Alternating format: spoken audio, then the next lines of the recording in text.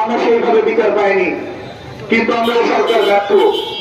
সরকারের পক্ষ থেকে বাধা নেই, সেখানে সাধারণ মানুষের নিরাপত্তা কিন্তু অন্যথায় আমরা কিন্তু কঠোর আন্দোলনে যেতে বাধ্য হবে।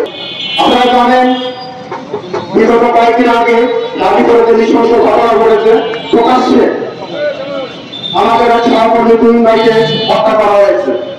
সে জীবন বাঁচাতে পালিয়ে গিয়েছে, একটা চায়ের দোকানে ঢুকে গিয়েছিল, কিন্তু সেখানেও তাকে কেউ রক্ষা করতে এগিয়ে আসেনি। তার অপরাধ কি ছিল? সেখানে সন্ত্রাসী কর্মকাণ্ড ছিল, পুলিশেরা ছবি তুলছিলেন, ওই ভিডিও করছিলেন, এটাই তার অপরাধ।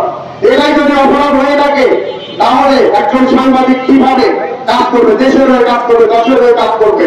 আমরা তো আমাদের জন্য কাজ করি না, আমরা সারাটা দিন রাত 24 ঘন্টা জনগণের উদ্দেশ্যে জনগণের সফলতা বিফলতার সকল তথ্য আমরা তুলে ধরি, ভালো দিক তুলে ধরি, খারাপ দিক তুলে ধরি।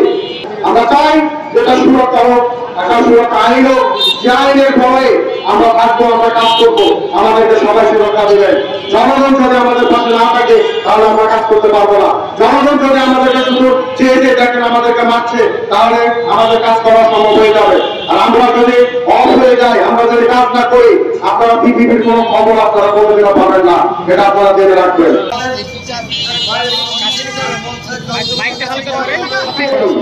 মানববন্ধনের বিচার সমাবেশের সেই সাথে আপনার মানববন্ধন সমাপ্ত করার জন্য